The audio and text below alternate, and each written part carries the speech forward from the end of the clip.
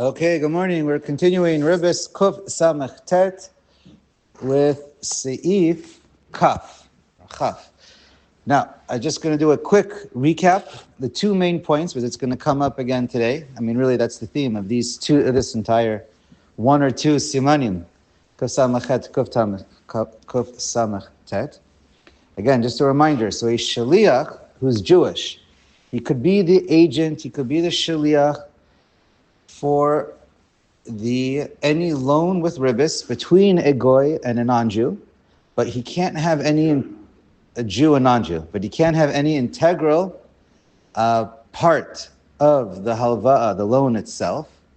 He can't be responsible for it. He can just be like an extension of the Jew, not really an extension of the goy usually, because we say ein shlichus la'akol. So again, it must be the loan. Clearly, must be a loan directly between the Jew and the non-Jew. The middle Jew can't really be involved in the loan itself, right? He could be what's it called? Like a courier service, a delivery service, but he can't be where he's part of it and he's responsible for it. Both conceptually and technically. We're going to see that part again, both conceptually and technically. And it's important that whenever there's a loan, the whole purpose has to be for the non-Jew and the Jew. It can never be for the purpose of the Jew to Jew. If the whole thing is really a loan between two Jews and you throw in a goy to try and save you, that's not going to work. The purpose has to be for the non-Jew and the Jew. So we're going to see that inside. Kaf. Mashkano shel Yisrael biyad goy. So the goy is the malveh, and he's holding on to a mashkon from a Yisrael who's borrowing. Mutter lahavos alav Yisrael beribis. Now this mashkon is now in the hands of the goy. He has it now. There's some kind of a kinyan going on. And so he's responsible, and he can at some point keep it. So this mashkon that's in the hand of the goy, he can now borrow money from a different Jew, and there could be ribis between them, and when he gives him the mashkon, because it's completely two separate transactions. And the two Jews have nothing to do with each other. And the Achronim point out, Shach, Taz, and others, that really this is mutter. We had similar cases where it may have been aser. If you read back and see if Zayin, Tet, Yud, we're not going to read it inside right now, but there were cases where it was aser earlier, and now we're saying it's mutter. Again, because in those cases, the whole purpose of the loan was so that the Jew can borrow from the Jew with ribis, and we were trying to bring in a goy to somehow clean it up. Doesn't work.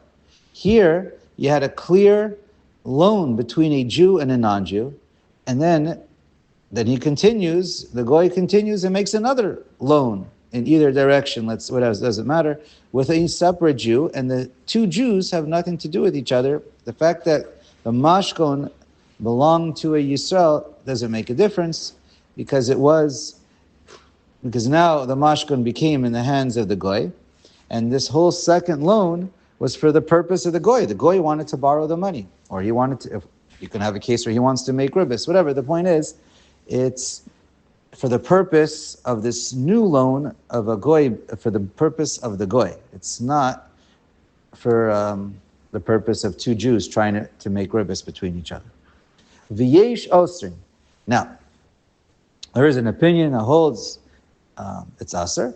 Ela im kain amar Yisrael ba'al mashkon lagoy.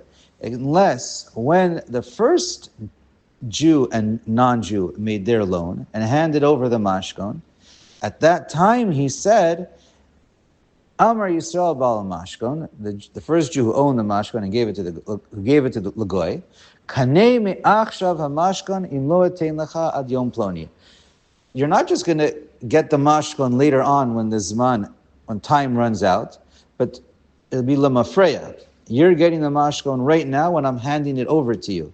Because according to this opinion, later on, when the time runs out, a goy is not really kona the mashkan. In order for the goy to be kona the mashkan on a technical level, it must be at the time of the beginning of the loan. But again, I don't think that's the halacha. It seems to be stam and haga. Let's keep reading. Well, let's. At what point is this after the Zman that is taking place, or is it being taught as well? The guy is making another loan. No, it could be during. It could be during. Doesn't matter. Even the Toxman. The loan can happen anytime once he gets the mashkan. Okay. Haga. Ulasvarar harishona filam yisrael rishon mutter lakabel haribit.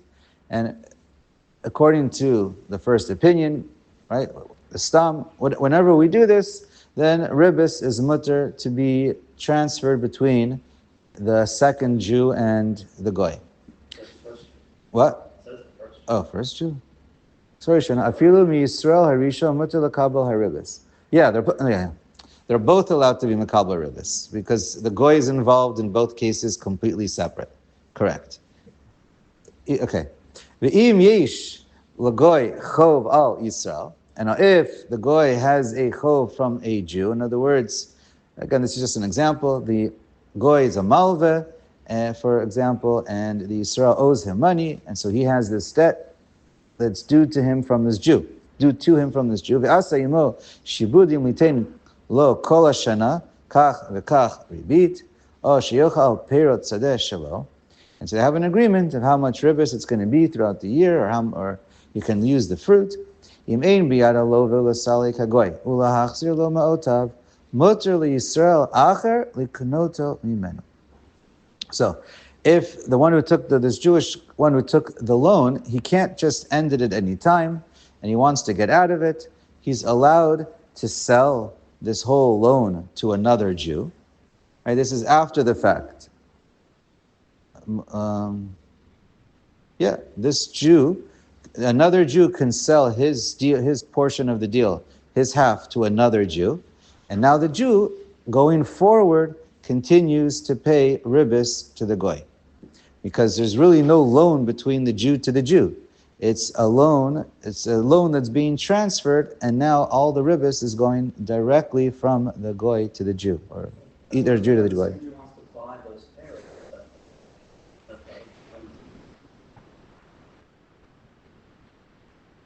I'm not sure.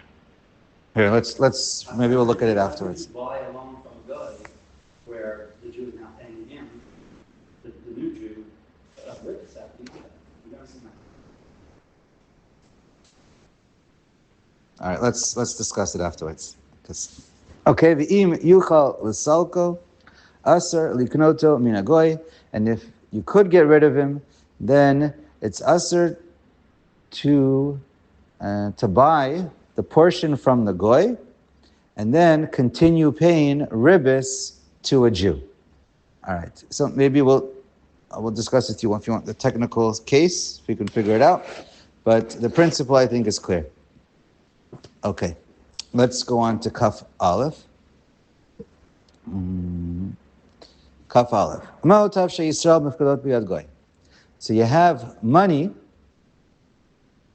that Jewish cash that was given over from a Jew that's in the hand of a goy. He's watching it. Now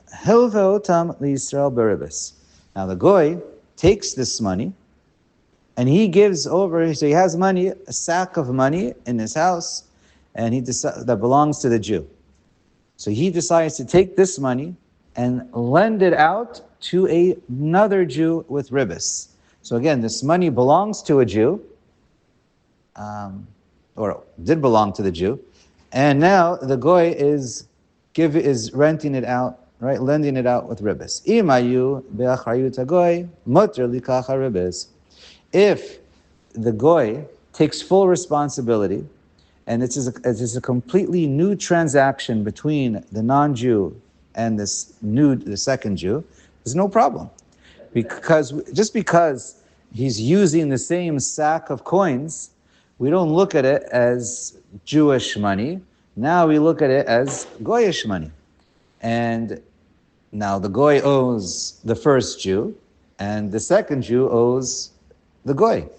There's really no connection between the two Jews. So that's, since the goy takes responsibility, it's as if it's his, and now he just has a debt to the first Jew, and it's 100% mutter. It's a whole new transaction, a whole new loan. It's a whole, and this is his loan to a Jew. There's no problem. But if that money, no, actually, if the goy and the Jew said this money belongs to the Jew, and if something happens to it, the Jew loses out, not the goy. So then we look at it as that physical money actually is Jewish money, and then it's 100% aser. Okay, Haga. The FBI, I see insurance doesn't. V'im hilva otan shalom midat Yisrael mistama heim ba'achrayut goy v'shari. And if you gave it to him, a normal case, the Ramah just says, a normal case, of course, anytime you give cash to a goy or somebody else, the person who's holding on to the cash has full responsibility, and it's not looked upon as, in this case, it's not Jewish money, it's a sack of goyish money, and it's 100% mutter. But Taz points out, it could be a case, if it's in the achrayut of the first Jew, it could be a case of ribas ktsutza, depending. Okay, either way it's answered. Let's go to Kaf Bet. Ma'osav shel goy. You have cash of a goy. Basically the converse, the exact opposite case. Here you have cash of a goy. Mufkadot b'yad Yisrael, and it's in the hands of the Jew. Im heim b'achrayut Yisrael aser lo lahavot beribit. So if it's in the achrayus, the Jew is responsible for it. So then of course it's aser for him to lend it with ribis to another Jew. Right? We just learned that. And it would be aser midaraisa if it's ribis ksutsa. V'im heim b'achrayus a goy mutter. But if it's in the achrayus of a goy, so based on the way we just learned the last seif, it should be mutter. Aval, and technically it would be mutter. Aser la'asat kain mipnei maras ayin. But in this case, it's an iser of maras ayin. And generally we say afilu b'chadrei chadarim. Why? Because here the Jew is holding the sack of money, and he is giving it to the goy, and so therefore it's a problem. It's aser of maras ayin. Is ancient to goy, so why now it belongs between a Jew and a Jew? It's between a Jew and a Jew. Why wouldn't it matter? There's nothing to do with shlichus. You own the money, so if it's a Jew to a Jew, it's an iser daraisa. And if it belongs to a goy and he's responsible for it, it should be mutter lechatchila. Except there's this problem of maris ayin. Who's earning the interest? If the guy is earning the interest. No, the Jew's earning the interest. So how could that be mutter? It's 100% mutter. Because it's still the guy's money. Even if the Jew is earning the interest. Right. Wow. The middle guy is just an agent. He's making his money on his agent and his referral fee or whatever it is, agency fee. No problem. A brokerage fee. So, but it's asr mishum marasayin. Okay. We're going to see a bit more about that. Did not do any extensive research on maras ayin over here. We're going to see in a moment, by being a broker, there's generally no problem of maras ayin if you're a broker. We're about to see that because everyone knows it's not your money, it's someone else's money. But if you're a private guy in your house, so the generally will say it's maras ayin, but perhaps there's other circumstances where it might not be maras ayin. Okay. Kaf Gimel. Yisrael she'amar lagoy. Heilech scharech or pligna lecha berevach. Basically, a Jew tells a goy, I want you to lend out money, and you're going to keep heilech scharech, whatever, you're going to get an agency fee, schar tivuch. You're going to get profit by working for me. But what I want you to do is, here's the halve ma'osai beribis. Go take my money and lend it out to a Jew with ribis. Aser. Shehem b'achrayut Yisrael. We just learned that's 100% aser because he's working for you. It's your achrayus on the money, and it's a Jew to Jew. So it's aser beribis. V'goy she'amar Yisrael heilech scharech. Ve'ha'aveh ma'osai beribis mutter. In the opposite case, if a goy tells the Jew, you just be my agent, take my money and give it to him, then it's mutter. Aval asir lasa ke'mipnei marisa ayin. But again, it's this case is a maris ayin, because however, it really all depends who's the achrayus on, who's is the middleman taking new responsibility. And this is the same thing we've been learning again and again and again. Is the middle person taking us, assuming the new loan, or is he just a vehicle? All right. Haga, mil. Im hadavar mefursam larabim mutter. If it's mefursam larab, it's obvious and known to everyone that what you're doing is, what's it called? You're just working as a shaliach, and it's not your money, even though you're holding on to it. Like you're a broker, it's 100% mutter. You see the shach, the hainu, she'um naso bekach. That's your profession. But if not, it's clear in the Beis Yosef and the Ran that if just because then it would be asr, even though it's in your house, and you tell the guy, listen, this is not my money. I'll prove it to you. It's not my money. I'm just holding on to the sack of money of a goy, but I'm gonna be your agent. But even if you tell all the parties involved, since you're holding on to the cash and you're the one who's doing everything, it's asr mipnei maras ayin. So, okay. Okay, let's go. Maybe there might be some ways where it's mutter, I don't know, but in general, it's maras ayin problem. Kaf dalid. Goy she'asal Yisrael apotropa al nechasav. If a here we're going to read the case, but really it goes back to the last line. So don't break your head too much. Let's just keep reading. A goy is, let's say, the top manager, or I'm not sure the best word for it. He runs all the Jewish property there's this. A goy works for a Jew, and he is in charge of all of his property, and he runs everything. Mutter lilvas imenu beribis. Any Jew can go to this manager, CEO, whatever it is, of a Jewish property, a Jewish enterprise, whatever. The first case is that the guy. So that's the whole point. The goy works for this Jew. Goy she'asa leYisrael apotrapa. The goy, what I meant to say is the goy works for the Jew. Okay. Okay, let's keep reading. Oh, okay. Fine. Fine. So you want to say in this case the Jew? Fine. The Jew is the one who runs the property of a goy. Okay. VeYisrael she'asa legoy apotrapa al nechasav. And if so the first case, the guy owns the money, the Jew is the manager. Right. The second one is the opposite, where the goy runs. So one is asr, one is mutter. The first one is mutter. The second case is asr le'imenu beribis. You're not allowed to go to.